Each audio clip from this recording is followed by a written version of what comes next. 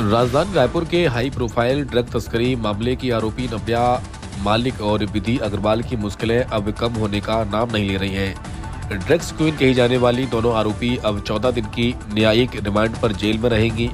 बता दें कि छत्तीसगढ़ के हाई प्रोफाइल ड्रग केस में पुलिस की कार्रवाई लगातार जारी है।